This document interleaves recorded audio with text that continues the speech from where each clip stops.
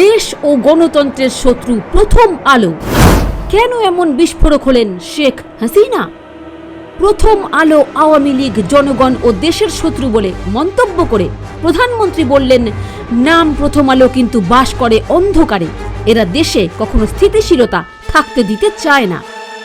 সোমবার দুপুরে জাতীয় সংসদের সুবর্ণ জয়ন্তী উপলক্ষে বিশেষ অধিবেশনে বক্তব্য রাখার সময় সংসদ নেতা একথা বলেন।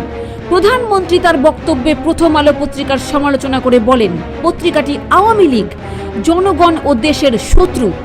গণতন্ত্রকে বাদ দিয়ে তারা এমন একটি সরকার আনতে চাচ্ছে যাদের গণতান্ত্রিক কোনো অস্তিত্বই থাকবে না, অগণতান্ত্রিক ধারা। তিনি বলেন, একটি 7 বছরের শিশুর হাতে 10 টাকা ধরিয়ে দিয়ে তার মুখ থেকে ভাত মাছ মাংসের স্বাধীনতা চাই বলিয়ে সেটি প্রচার করা।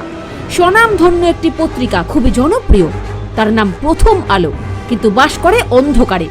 এরা এই দেশে কখনো স্থিতিশীলতা থাকতে দিতে চায় না। প্রধানমন্ত্রী আরো বলেন, 2007 সালে যখন জরুরি অবস্থা জারি করা হয় তখন তারা উৎফুল্ল হয়।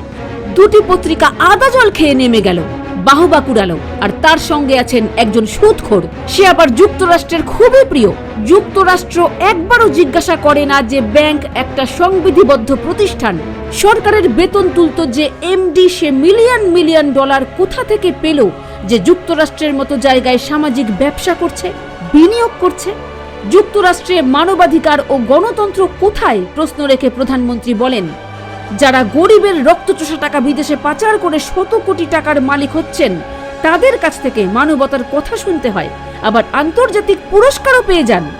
তারা এদেশে গণতন্ত্রকে ধ্বংস করার চেষ্টা করছেন, মানুষের ভাগ্য নিয়ে ছিনিমিনি খেলছেন। ব্যুরো রিপোর্ট, উত্তরের জ্যোতি নিউজ বাংলা।